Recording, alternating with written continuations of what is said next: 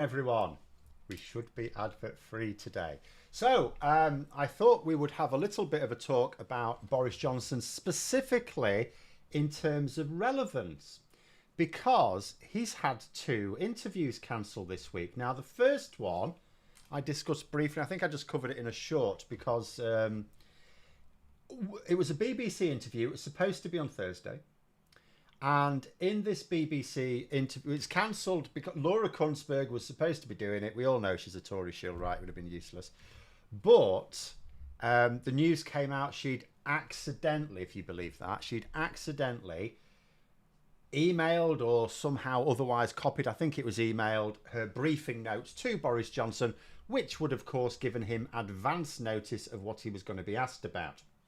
Now, it has to be said, there's been cases in the past where journalists have spilled the beans and said that actually quite a lot of the time this happens, particularly with the conservative governments we've had in the last few years, that quite often journalists would give them advance notice of what they were going to be asked. But this had happened anyway, and because the BBC, I know what a lot of people think of the BBC, but mostly the problem with the BBC is it's the way it approaches things is fundamentally wrong. It's false equivalence, things like that. But it does very vigorously maintain its own standards. So it was never going to allow a situation where someone being interviewed had advance notice of the questions. But that just looked like what it was. Laura Kuenssberg had sent Boris Johnson these things and she forgot that other people would have seen it as well. And someone called her out. That's what I think happened. But she maintains it was accidental. But either way, you just think, okay, it's what it is. Why didn't the BBC just get someone else to do the interview? Maybe Boris Johnson refused to have the interview done by anyone else. So we don't read anything more into it. But then, a Sky News interview has been cancelled. This is with Beth Rigby. Now, the reason for this is very different. Beth Rigby has not been sending Boris Johnson advance copies of the questions at all. In fact, she would not do that. What's happened here is it wasn't supposed to be a filmed interview. She was just going to ask him questions, right? But like all journalists will want to do for any interview, she wanted an audio recording of it. And he said, no, you can't do that. She's saying, well, are you mad? Because that's just standard, isn't it? Journalists, even if they're just doing an interview over coffee or something, they'll have like a dictaphone there that records it so that, they'll make notes as well, but so that they can go back and make sure they've got the quote just right. Makes sense. Who would have any issue with that? But Boris Johnson did have a problem with that. He had a huge problem with that. So that interview has been cancelled because Sky have said that there's no way they're conducting that interview without that audio recording. Very understandable, because you know what would happen if Boris Johnson said something he later regretted and it's reported, he would say, no, I didn't say that at all. So they wanted the proof. And again, you could look at this as Boris Johnson is, he's trying to call the shots when he's no longer Prime Minister. And again, you could probably see it as no more than that. However, and Adam Bienkov made an interesting point. Now, Adam Bienkov, some of you may know, is a journalist for Byline Times. So he's been writing that this is potentially a consequence of the fact that these news outlets are no longer desperate to interview Boris Johnson because he's no longer Prime Minister, which I think is quite interesting, because the argument Bienkov is putting forward is, if Boris Johnson was still Prime Minister, and go back to the BBC, if this slip had have happened with Laura Kuenssberg, they probably would have just found someone else, because he's the Prime Minister. You don't just cancel an interview with the Prime Minister if you can help it. So they'd have tried very hard to arrange for something else. Same with Sky News. If Sky News want, again, they wouldn't dismiss easily an interview with the Prime Minister because of demands. Because Boris Johnson, when he was Prime Minister, used to make some ridiculous demands. And newscasters go, clearly he has lost relevance. I would actually argue he is still incredibly relevant. Sorry, it seems to be buffering in there. I would argue he is very relevant. I'll tell you why. First of all, any former prime minister is still relevant because there's things they could tell you that we would like to know. But Boris Johnson, there's a lot of unanswered questions with Boris Johnson. Consider, not only was he arguably one of the least fit prime ministers we ever had, at the time he was prime minister, I used to regularly regard him as the least fit prime minister we ever had. But we have had Liz Truss and Rishi Sunak since. I'm still unsure as to where I put Rishi Sunak and Boris Johnson in terms of who was actually the worst. I'm still minded to say Boris Johnson. But, you know, that's the jury is out on that one. It doesn't probably matter. But he was also prime minister during two immensely important events in British history, which are going to have ramifications for decades to come. First is COVID. Actually, first was, it's chronologically, it's not first, but first is the obvious one is COVID, his handling of COVID. His mishandling of COVID is going to have very serious consequences for us for decades to come, because, mark my words, long COVID is going to be causing massive problems to our healthcare system as well as our workforce, our productivity in the future. It's going to be, at the moment, when you think about how healthcare impacts our productivity, you think of things like cancer or heart disease or diabetes. There's going to come a point where we're going to have to admit that long COVID is a big part of that, right? And the other thing, of course, is Brexit. And particularly his form of Brexit, which, of course, is also going to cause us... And it doesn't matter. We could rejoin the EU in 10 years' time, which would be marvellous. The impact would still be felt because we won't suddenly magic back everything we had. Any business lost, any investment lost, any long-term investment lost is permanently lost. All we can do when we rejoin is start to build back up again, but we won't get back what we lost. So the ramifications of that will always be felt. So he is incredibly relevant, and I would always argue there should be interviews with Boris Johnson. I would absolutely support. I know when the Laura Kuenssberg one was announced, people go, "Oh, what's the point? What's the point?" And I was thinking, well, yeah, I can see people saying that, but I would say even with Laura Kuenssberg, who was obviously just going to ask him nice questions, Boris Johnson, I don't think he's the sharpest tool in the box. He's head and shoulders above like Liz Truss and Rishi Sunak. Don't get me wrong; he's a far superior politician to those two, but he can also make unforced errors. Hence his insistence that Beth Rigby did not record their interview. He knows he can let things slip. He knows he can let things slip. He's not very good. In fact, there was Farouk. If you're on Twitter, you might know Farouk. Like Haggis UK, they sort of tweet video clips of politicians, basically. And he was doing, well, this is ITV News, Tom Bradbury, and in it, he's talking about the fact that Boris Johnson in his book, I haven't read it, I'm not going to read it either, but I couldn't read it yet, but journalists have read it because they've had advanced copies.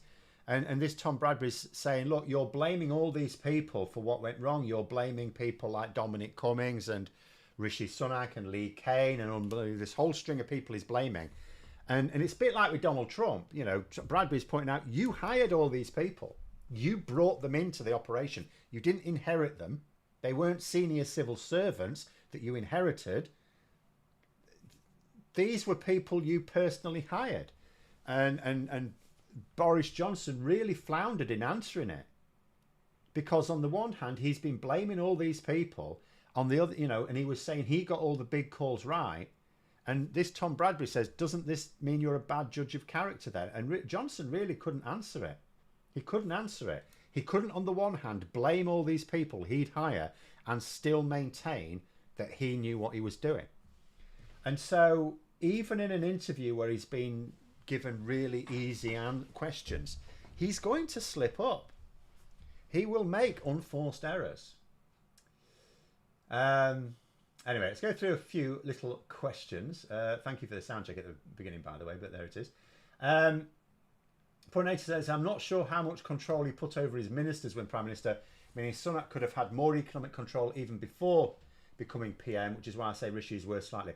I don't think you're right on that. I understand the thinking of it, because Boris Johnson was fundamentally very lazy and as a result probably wouldn't have interfered too much with ministers. I get that.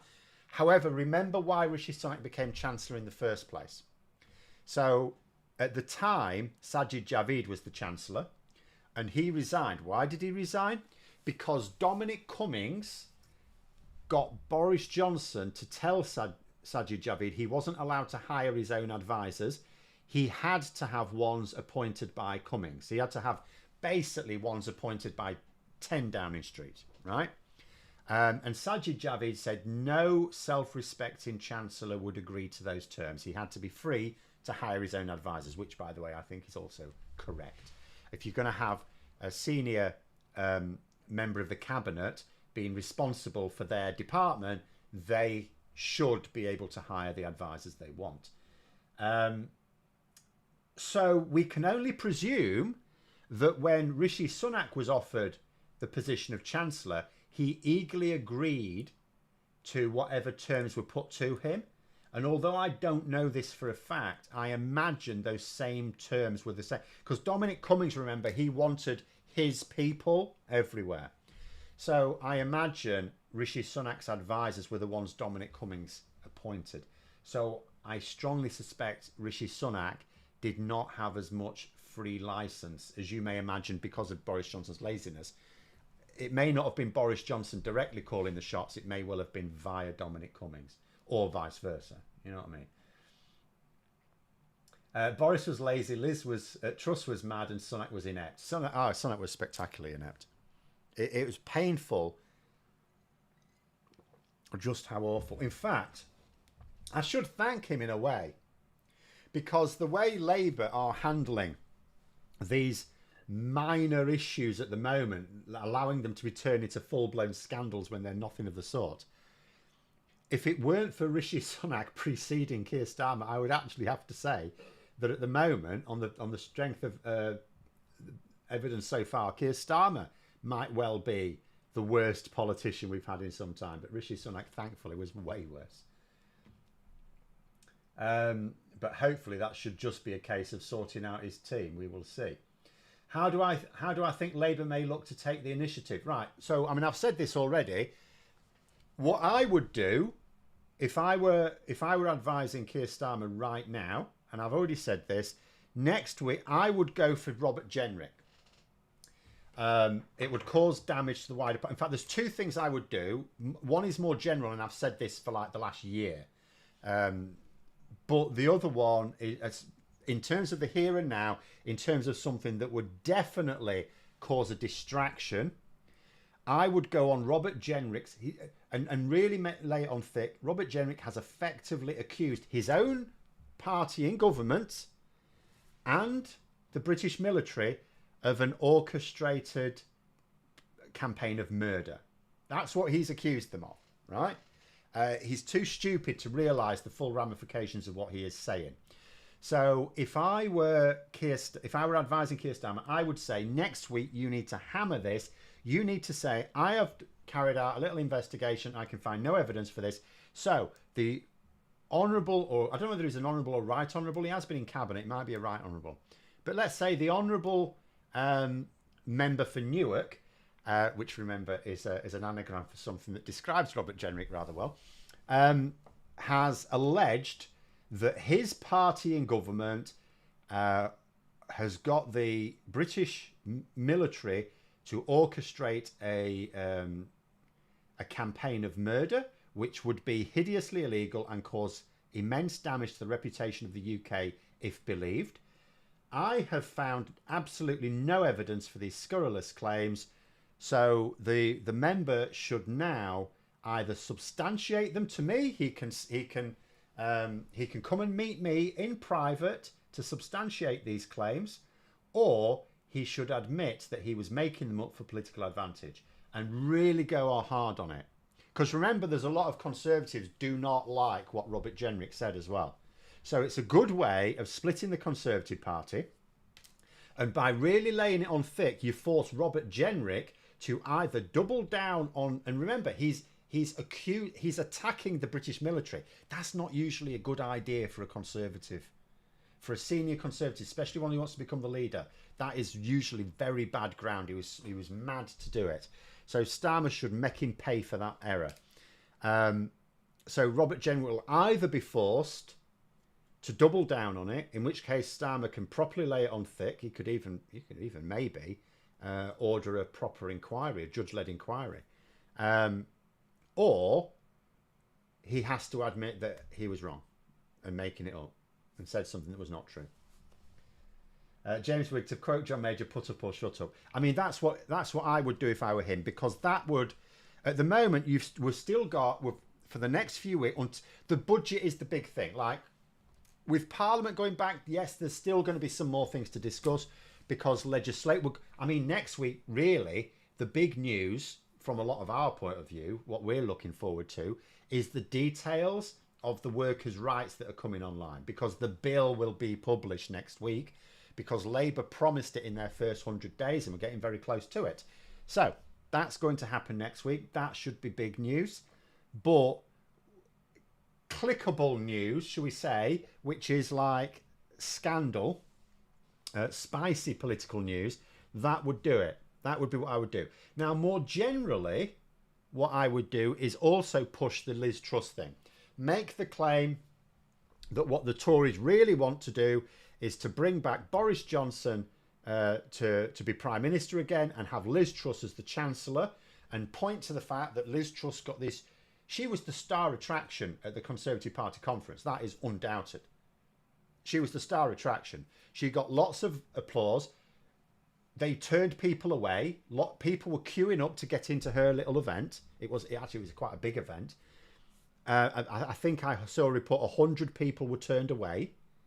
So she's the darling of the Conservative Party at the moment. You wouldn't think she'd just absolutely destroyed them. I mean, even if Rishi Sunak were not like a terrible politician, it's doubtful he could have won the election just because of the damage Liz Truss did.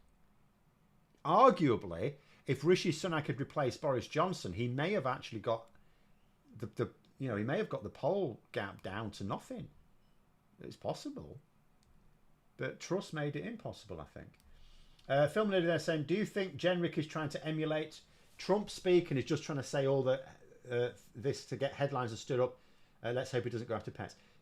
Yes, I do. I think Robert Jenrick is trying to play a part. I think he's like an actor. He's trying to play a part that doesn't fit. I don't think he's a born again like Braverman, acolyte. Because what we're supposed to think is that Robert Jenrick, who was this moderate centre, he's still corrupt. We knew he was corrupt, right? The Richard Desmond thing shows his corruption. But he was nonetheless, in terms of his political attitudes, moderate centre-right. Yeah, just standard Conservative.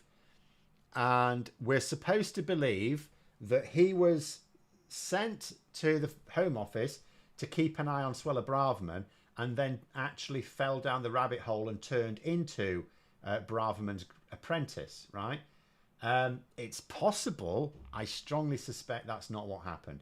I strongly suspect what Robert Jenrick saw is what the rest of us saw over the last couple of years. The Conservatives, what had happened is Rishi Sunak came in, he's a moderate, and but he was failing. And so the far right said he's failing because he's too moderate. In actual fact, it was just because he was incompetent. But it's because he's too moderate. Robert Jenrick saw that the chances were that the leadership that would follow Rishi Sunak would be a far right leadership. It would tilt the other way. And so that's why he's taken the position he has. He's getting the backing of the far right. That's what he's doing. I don't think he believes half of what he says. I'm not going to try and suggest I think he's basically a decent person who's just playing this role either.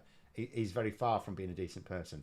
But I don't think he believes the stuff he's coming out with. Putting out a tough question for you, Phil. Oh, good, I like those. Who was the best Tory PM post the party shift with Thatcher? I think it'll be Major. Yeah, it's Major, hands down. He at least kept Brexiteers quiet. There was a lot of things to Major. I mean, John Major is someone I would even say this of Margaret Thatcher. unlike Cameron onwards, they were people who actually believed in their politics. I'm not saying absolutely everything they said was honesty as they saw it. You can't be completely honest in politics. And this is why I always talk about political honesty. Political honesty is doing what you say you will. It's not necessarily always telling the truth. And that's because it's a bit like, A Few Good Men. The public can't handle the truth. They don't want the truth. They say they do, but they don't. So, the reason why easy answers works, why populism works, is because that's what people want. They want the easy answers. But John Major did sort of at least believe, and therefore there was a consistency to his politics. So yeah, and I would say John Major was far and ahead of Thatcher, because the way I sort of viewed, so when I was growing up, the way I viewed conservatism, because I could only see it through the lens of Margaret Thatcher, that's what I grew up with, was I thought it was a politics of wanting the country, the state, to be as powerful and as rich as possible, no matter how much it squeezed its own people to do it. Whereas John Major was a bit different. He sort of had some regard for people as well. Now, not all people. But I don't think anyone has regard for all people, unfortunately. But yeah, Uncle Social, they're saying Major was seen as a decent man. He was. I mean, seen as is important here. Because we did find later he was committing adultery, which is like, a pretty shady thing for any supposedly honest man to do. But yeah, in terms of his politics, he would be hands down in terms of post Thatcher or even from Thatcher onwards. If I was to say best, you could even say best leader. I'd even count him in there, because none of the leaders that the Conservatives had in opposition I thought were any good.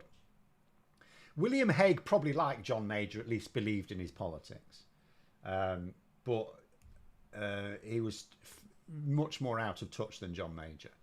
Ian Duncan Smith was absolutely raving as a lunatic. Michael Howard, you're never quite sure where you were with Michael Howard. And David Cameron was like a used car salesman, really. Major just applied strong sticking plaster seismic cracks. That's Conservatives. That's what Conservatives do. Right, if you think about your budget, I mean, we're looking ahead to a budget. There's going to be two types of spending in the budget, like there are in every budget. You've got your day-to-day costs. So that's the cost, that's things, and things that are included in your day-to-day costs are things like public sector pay, which obviously we know is going up. Maintenance, building new hospitals, just rebuilding public buildings, anything that the government's responsible for maintaining, those sorts of things. I mean, the winter fuel payments. Those are the sort of day-to-day running costs. Now, Conservative governments traditionally try to keep those as low as possible. But then there's the other type of spending, which is your capital spending, you're spending on capital investment. So long term, things that you spend now, you don't get the benefit of it for some years. You may not get the benefit of it for 10 or more years. Or it might be a few years, it depends. But things the way you don't get the benefit straight away. It's something you're building for later. Conservatives don't like spending on that at all. Not at all. The only type of capital spending the Conservatives ever seem to support is paying America to keep upgrading our nuclear arsenal. That's it. And they only do that because they want to keep in good with America, like we need to, let's be honest. And that's worth a lot of money to America. But there we go. Put said, it'd be nice. IDS might have seemed crazy, but we're post-lettuce wars now. Compared to Truss, IDS is like a rocket scientist. I'm not sure I would go that far, but I will remind you, I did actually say, I did say after the election, just after the election, and there was talk of, is Rishi Sunak going to stay on as leader? or they're going to get an interim leader. I did actually talk up the prospect of getting Ian Duncan-Smith. I did say Ian Duncan-Smith would probably make a reasonable interim leader for them because he'd already done it. He wasn't going to be a challenge to anyone. And it didn't matter that he was stupid because the Conservatives can't do anything at the moment anyway. No one's interested in listening to them. I'll tell you something that's quite interesting. So first of all, there's been several polls of the public to ask who the public would want to take over the Conservative Party, and the most popular answer is we don't give a shit. That's the most popular answer from the public. We don't care. So at the moment, although Labour have shit the bed in the last couple of months, no one's interested in the Conservatives. And I'll tell you another thing. The Conservative leadership candidates are so bad that an Ipsos poll, I need to look at the details of this. I've only seen the headline results so far, but I want to look at the details for tomorrow. An Ipsos poll suggests that most of the public think that of the leadership candidates, the best one would be Nigel Farage. Now, how bad a situation is that? That is something to be worried about. If people think that Nigel Farage would make a better Prime Minister than any of the leadership contenders the Tories have got right now, that should be an embarrassment to them.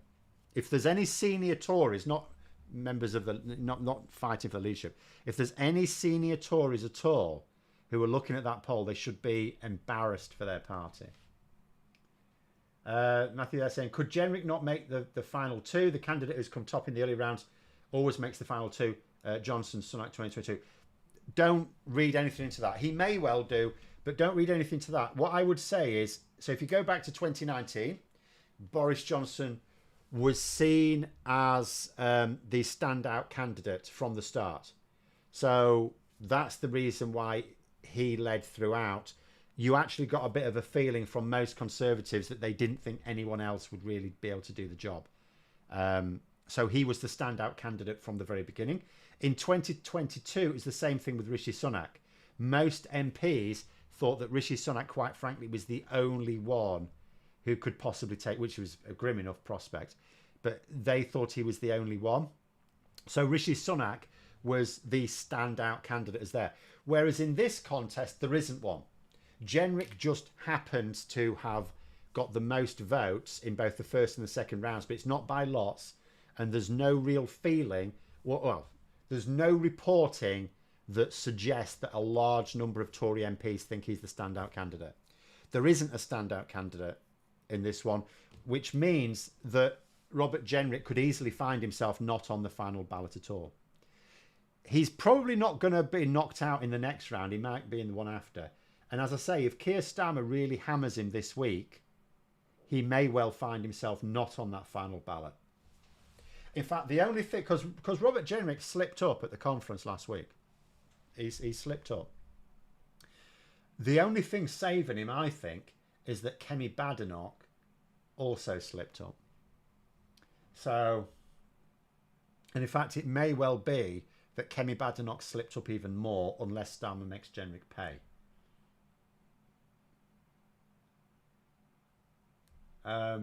So yeah, going back to that comment, David.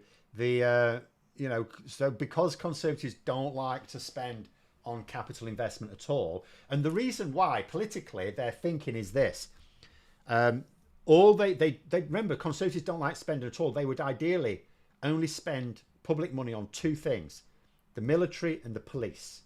They'd like everything else to be handled privately, so that you'd have almost just enough taxes to pay for the police and the military. That's all they want, nothing else. But so if you think about any other spending they do happen to spend it on, like public sector pay, like individual things like the NHS and so on, they only do that to win the next election. So whenever they're spending any money on public services, they do it only because they know they need those public services to be all right in order to win the next election. Whereas capital investment, you may not get the benefit at the next, because that might be 10 or 15 years down the line, might be 20 years down the line.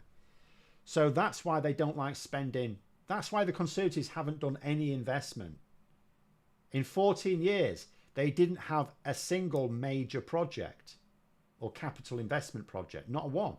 The only one they sort of had was HS2, but they scrapped it. So now Labour are having to see what they can do to reinstate some of it, to actually, we're at least hearing that we're going to get the Euston end of it. Apparently, according to, I've got no experience of it.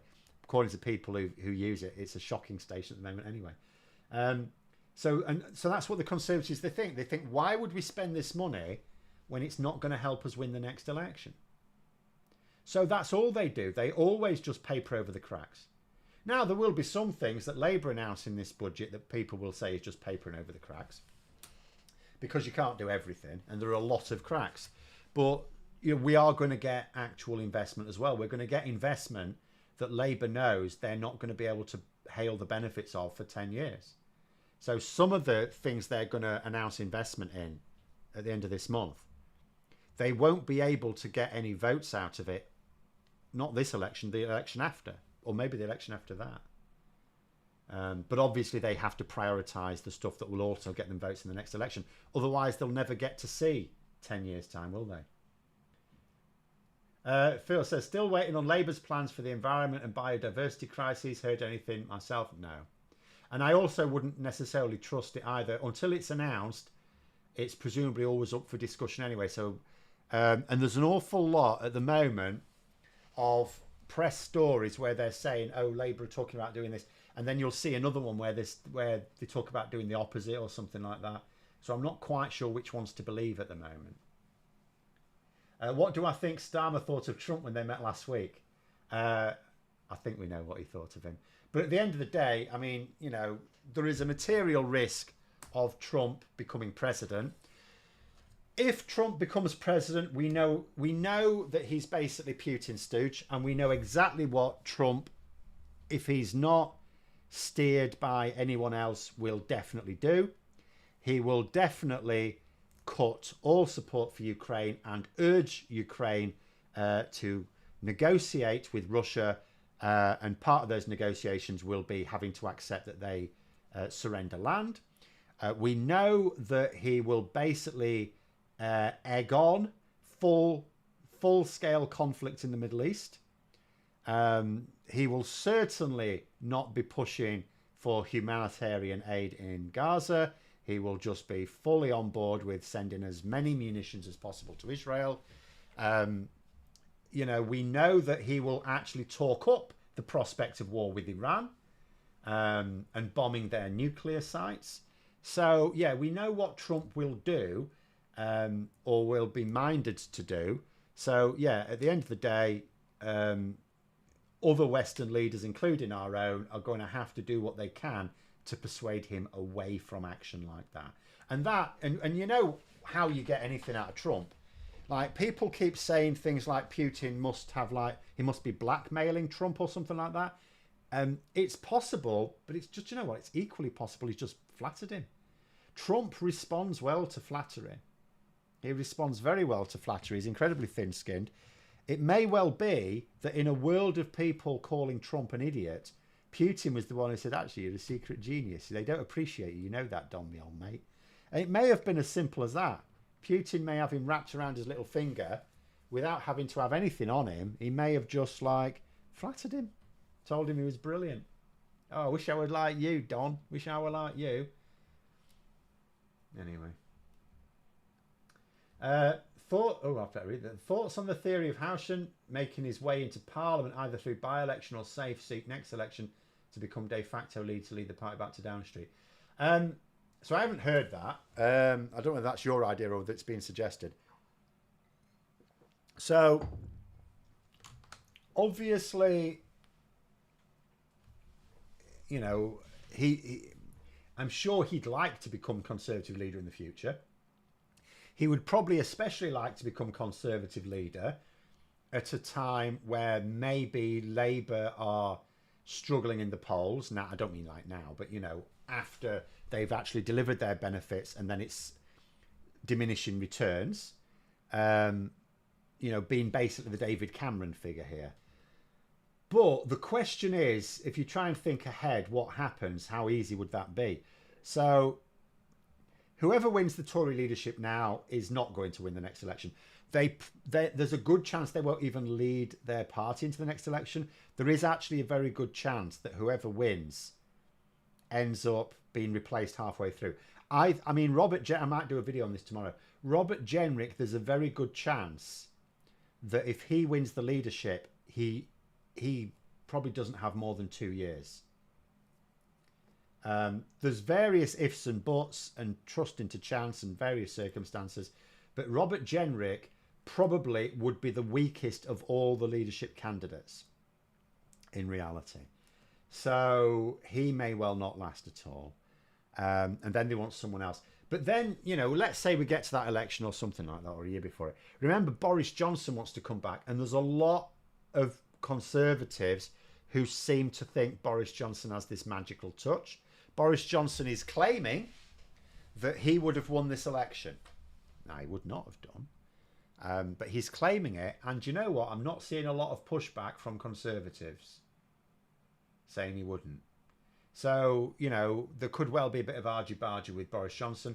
And in fact, it may end up looking like this. So, in Rishi Sunak, they went for someone that they call a Marxist, right? But it should at least say moderate, socially reasonably liberal, despite the rhetoric, remember, was him trying to appease the far right. It's not really what he believes. So, let's say they go for Robert Jenrick or Kemi Badenoch, someone who's more extreme in terms of their social policies, and then that fails, and then let's say they swing back again, and they might just keep swinging back between moderate and far right for a while. So, but, you know, someone like Ben Houchen trying to come in, after they've done it a few times, maybe he would appeal to them. Maybe he would appeal someone who in their mind is a proven success, because at the end of the day, he's the only Conservative Metro Mayor. You know, the Metro Mayor elections this May were a complete bloodbath for the Conservatives. They lost all of them to Labour, bar that one in the northeast. So yeah, he's seen as a success. He's seen as he was able to fight back against a resurgent Labour Party. He could well be seen as a Conservative leadership material if he can find his way back into Parliament. So he may well want to do that. Oh, you've seen it. You've heard it suggested. Yeah. Now I can see the logic. I can see the logic there. It would also fit in with the narrative of some people suggesting that the next Conservative Prime Minister is not even in Parliament at the moment. You know, maybe they would see someone like Houchen as doing that. Yeah, I could see it. But there'd have to be a concerted effort, and he'd have to come back at just the right time as well. Because whoever's leader at the time he comes back will have to sort of know the reason he's coming back is to become leader. So you'd need someone who knows they're coming to the end of their time. Otherwise, they'll try and block it because they'll see him as a challenge to them.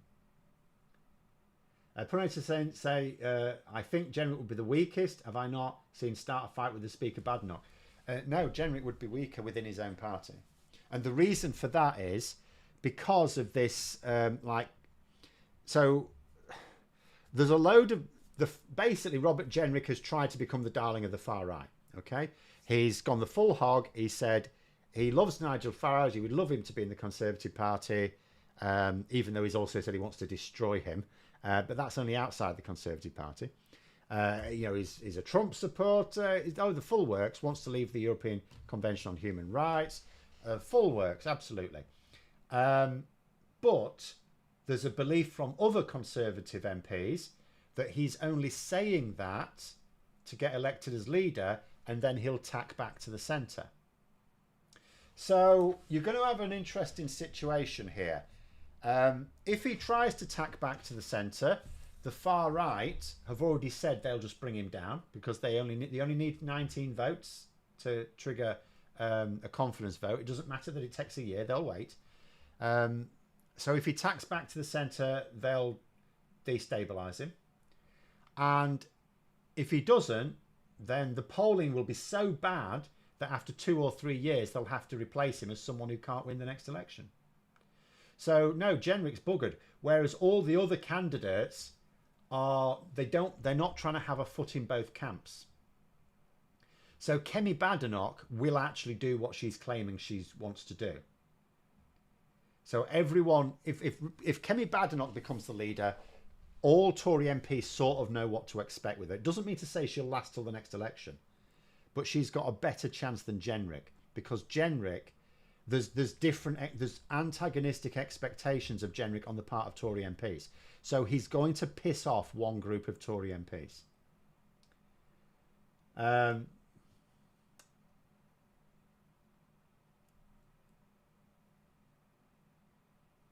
Right, okay. Donkey's back in here. Hello. I'm very far from fit, I assure you. John saying, "Are your questions coming up on screen?" Well, that one is. I may have missed the others. Shall we try and find one? That one has come up. I can't see another one, I'm afraid. But you sometimes do, especially on the Saturdays, I haven't seen any others. So it may be that the first time you've tried that it's come up is that one.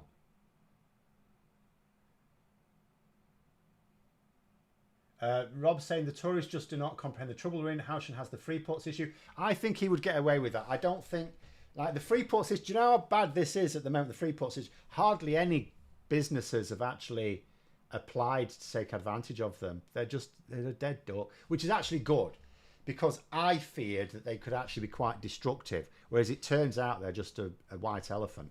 But do you know what? I don't see Houchen having a problem with anything that's gone on in the northeast, unless some major scandal does emerge, which is possible, but it's also possible it won't emerge. Ironically, for the scandals to come out, I think we needed Labour to win that mayoralship. And they didn't. So, but yeah, it's no. I think Ben Houchen could any little issues. I think he could ride out. I think anything you're going to try and pin on him, it's one of those problems where it's too complicated. Like the media aren't going to explain anything. So if if the Mirror or someone tried to do it, I think the issues are too complex. I'm not saying too complex for the public to understand, only too dim. I just mean they're not interested. Some issues are so complex that the public, because it's not interesting, they can't be asked going into it. So I think he would be fine. I think he could enter Parliament looking like he's got a track record of success. So I could absolutely see him. I could see the Conservative Party after 5 or 6 years turning to him, and maybe even 10 years if they really wait a long time to sort themselves out. I could see the Conservative Party turning to him when they suddenly decide to get a serious leader again. You know, just like Labour did. Labour waited about 10 years before they decided to do it.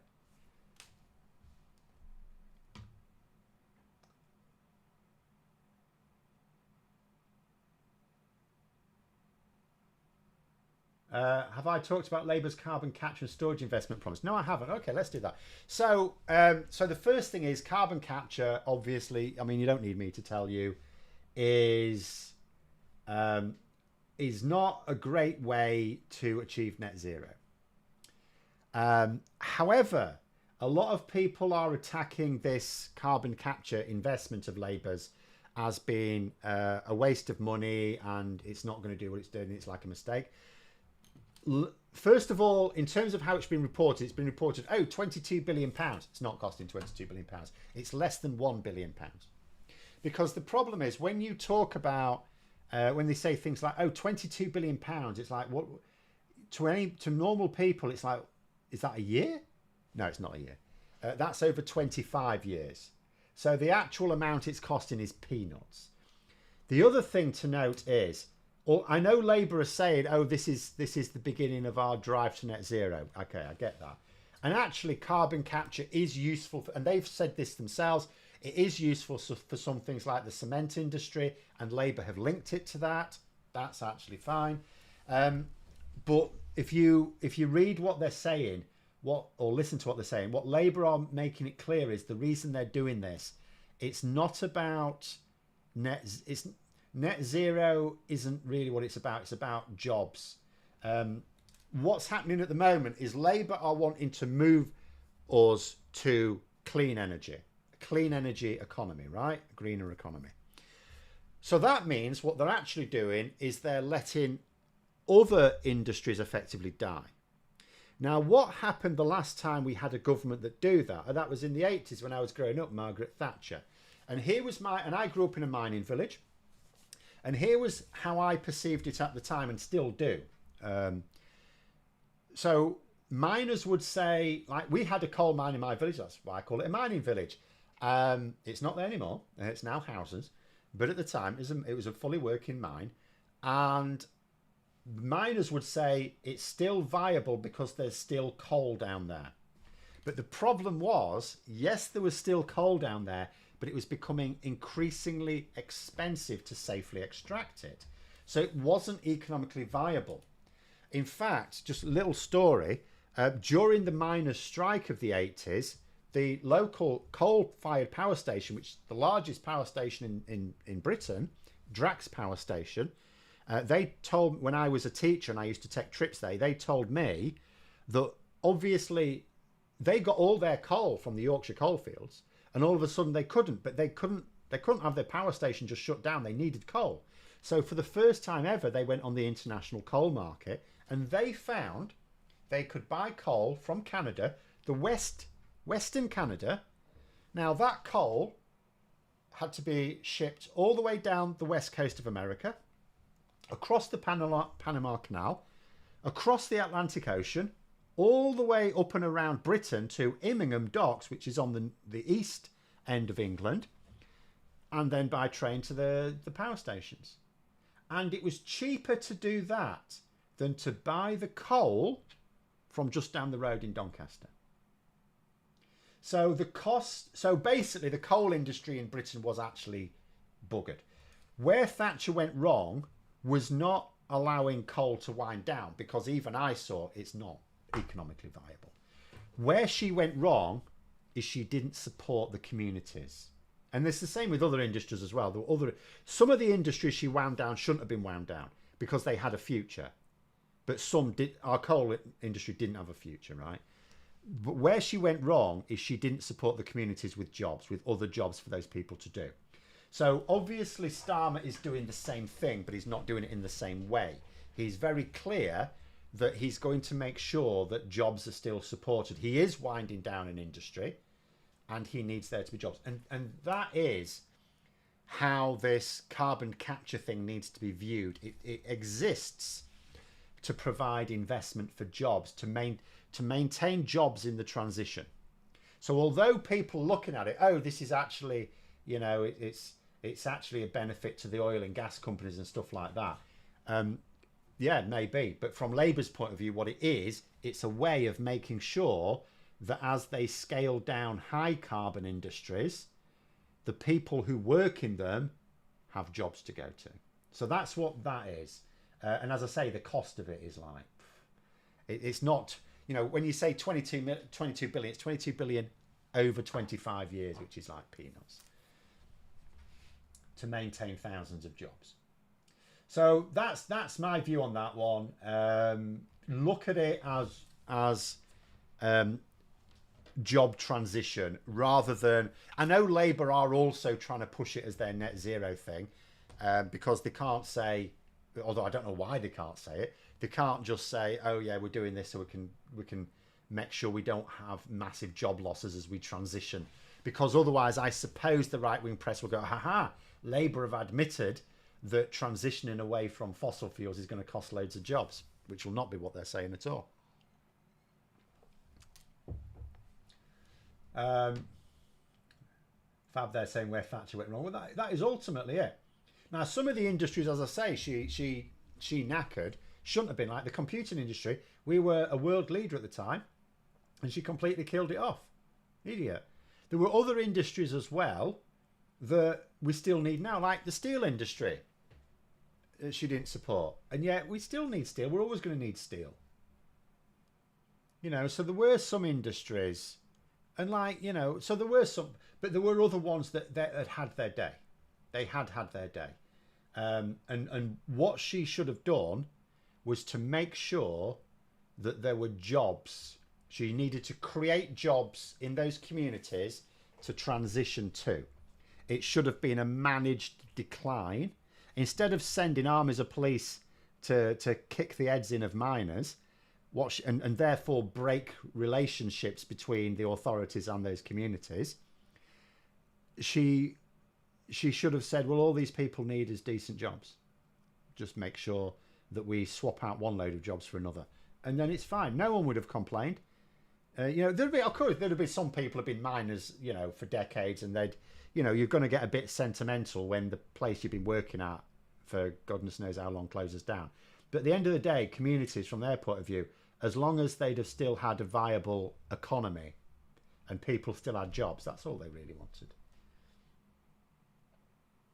Film really saying, my psychology lecturer also told me Thatcher sold off a lot of computer technology to private companies, mostly in Japan. Yeah. It's what they do. They sell off our national assets, because again, it goes back to they like this idea of spending as little as possible. They resent spending on anything that's not the police or the military, and even then, they don't like to spend too much. So if they can find some way of paying, because as far as they're concerned, anything else is a concession to us. They resent it. They'll accept they have to do it, but they don't like it. So they will always look for ways to raise the money from it. So that means they don't have to take it from taxes, so they can keep taxes low. Selling off national assets, it's like page one of being a conservative.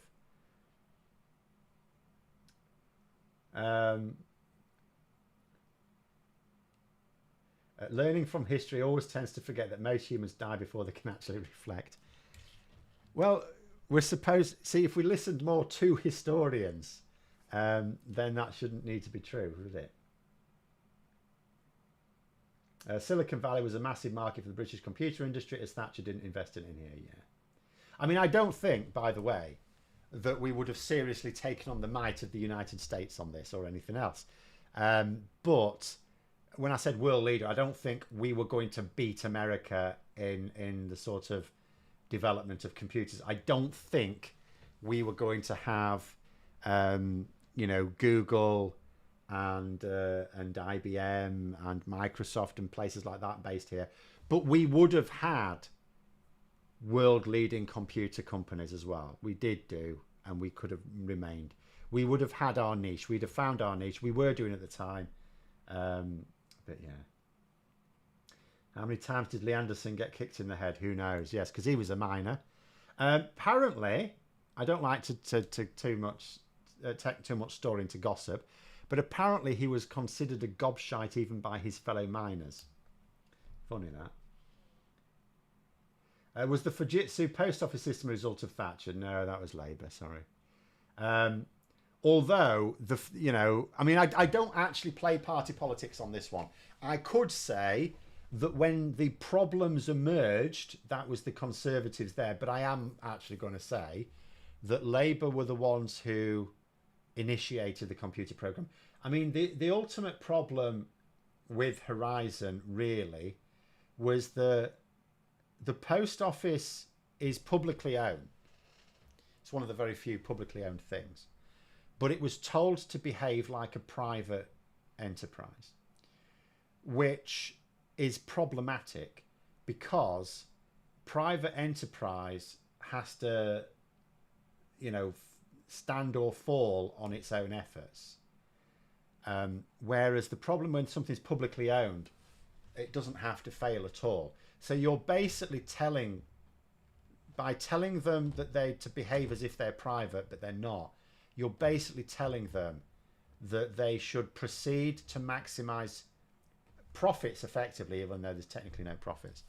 But, chase those profits or have that attitude without fear of serious consequences, because it'll never go under because the government's supporting it, which was mad.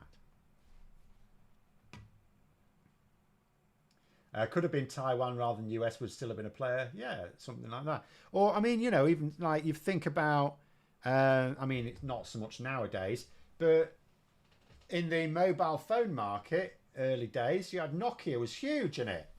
a Swedish company. You know, it was so it's entirely possible for a smaller. I mean, Sweden's tiny compared to the UK in terms of population and GDP, but nonetheless, it invested.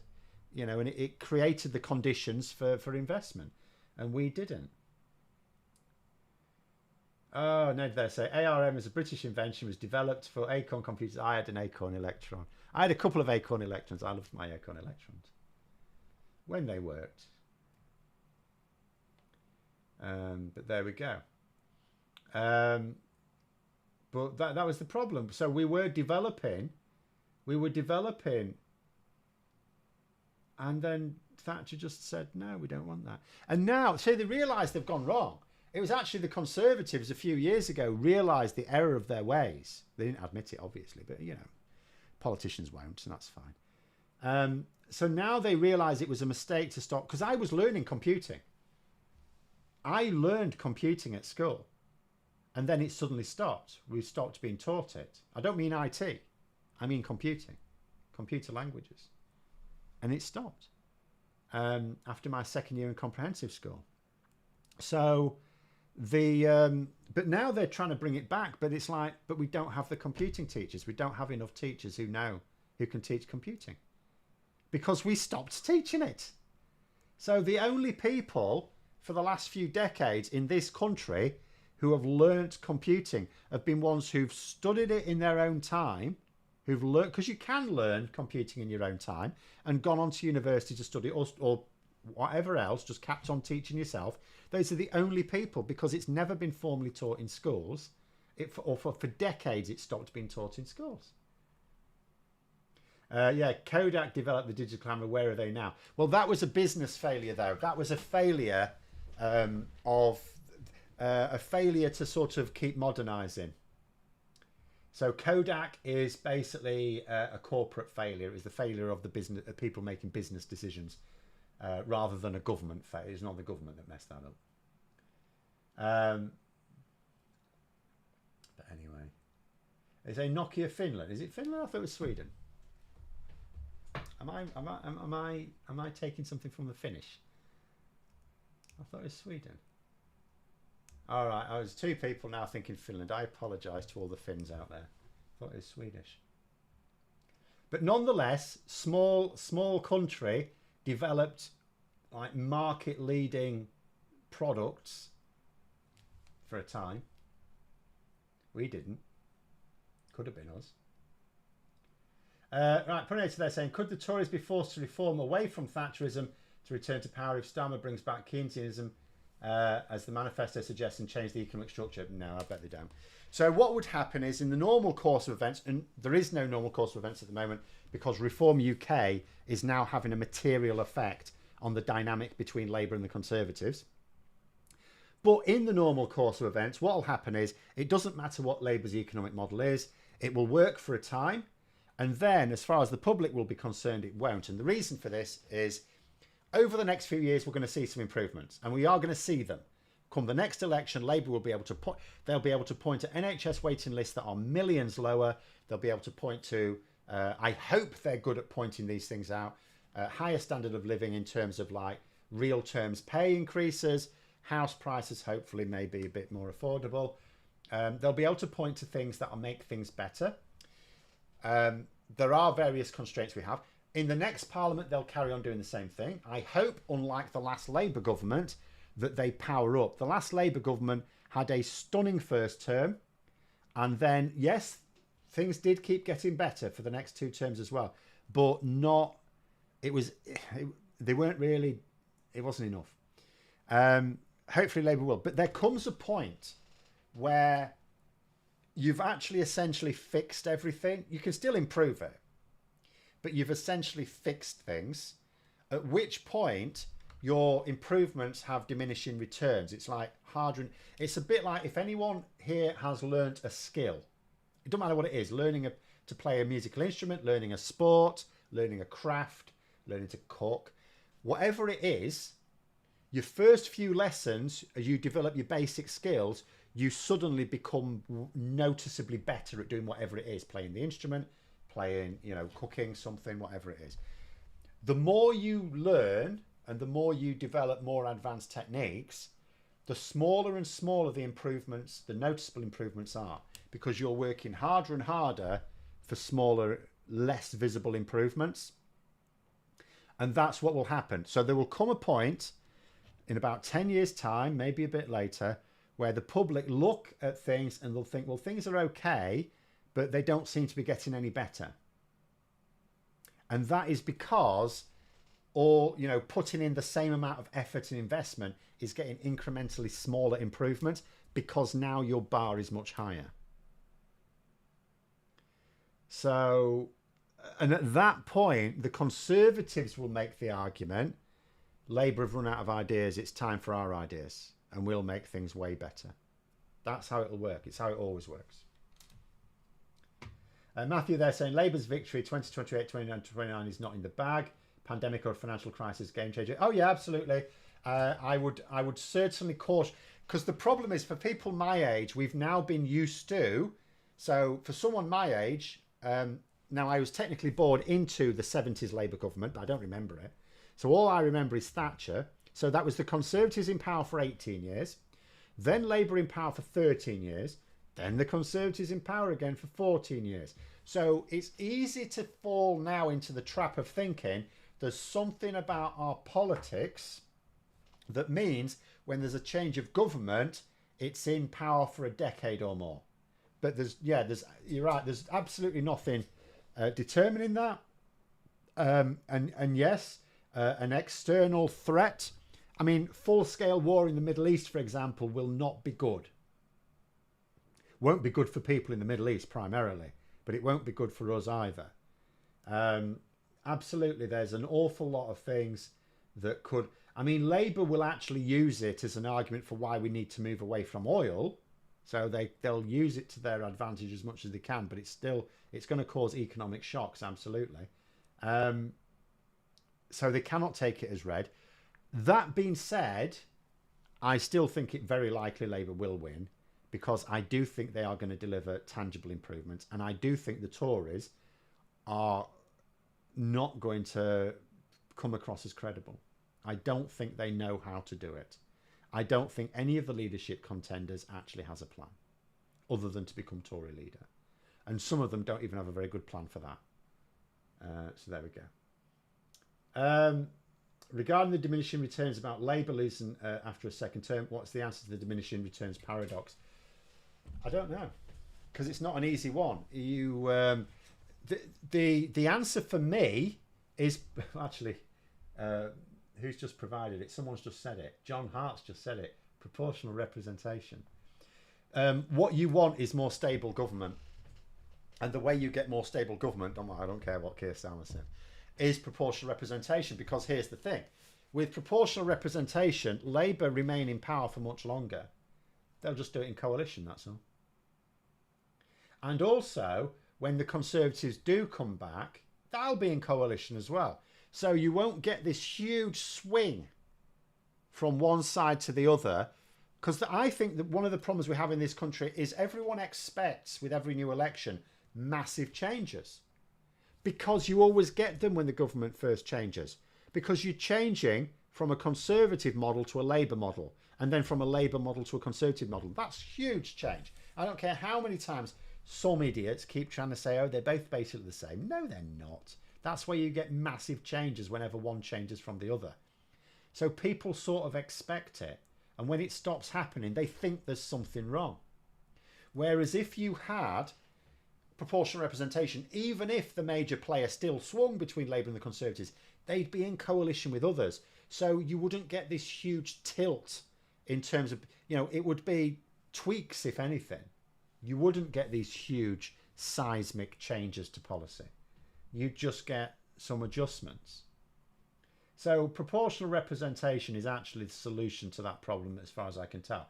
In terms of a Labour Party, if it decides it doesn't want to go down that route, how do they deal with it? I really don't know. I don't think there is any way to deal with it. But there we go.